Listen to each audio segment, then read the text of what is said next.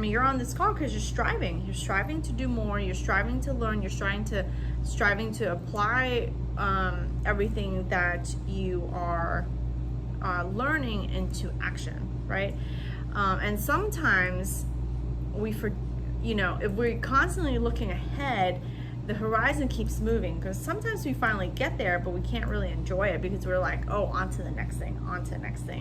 And we forget to look behind us and say, oh, how far had we gone? So it's always really, really good to take a look, take a moment. It's like 2 minutes to focus on something positive. Yeah, Vanessa, Coban technique for wrapping a DIP amp, and it totally worked to get rid of dog ears. I know, that's awesome, right? Love it. Each topic covered this month, I received a patient with a diagnosis, small finger metacarpal fracture, and a patient with a second and third DIP amputation. I felt more comfortable treating each of those. Oh my God, I love it. That's awesome. You feel more comfortable deviating from a protocol depending on how your patient is progressing. Megan, I love hearing that. You are becoming more and more comfortable in your thinking, and it's like the critical thinking, the problem solving, and the decision making, right? These books, these protocol books, are great.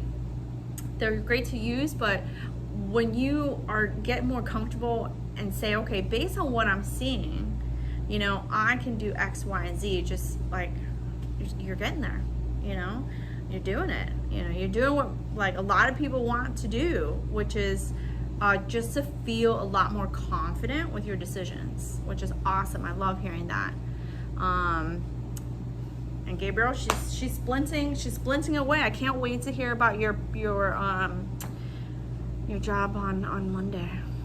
So, what do you want to know? Tell me, what's the first splint? Who's telling me? Shall we do, so, let me see. So I always teach, everything I make is a square, right?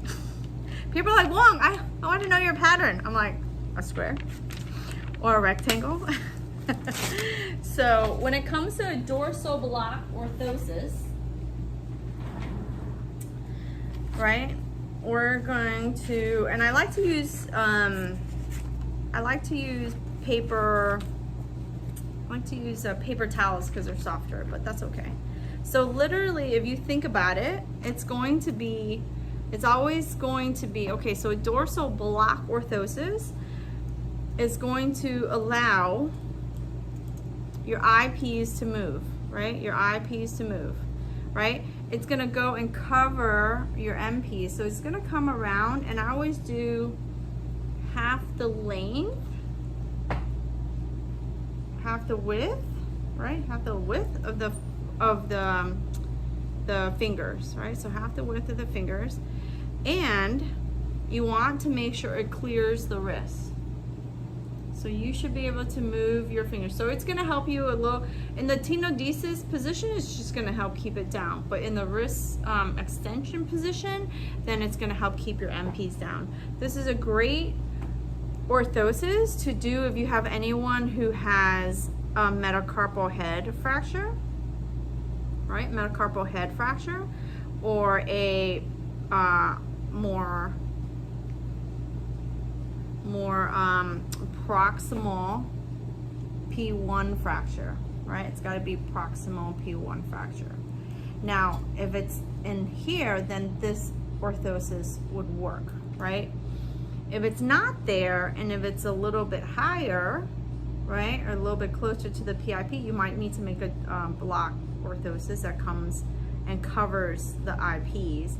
If it's in the shaft or in the proximal end near the wrist, then your dorsal block will be long, right? So just keep that in mind. It's the same orthosis essentially, but you have to know why you would block one joint but not the other, right? And it really just comes down to support.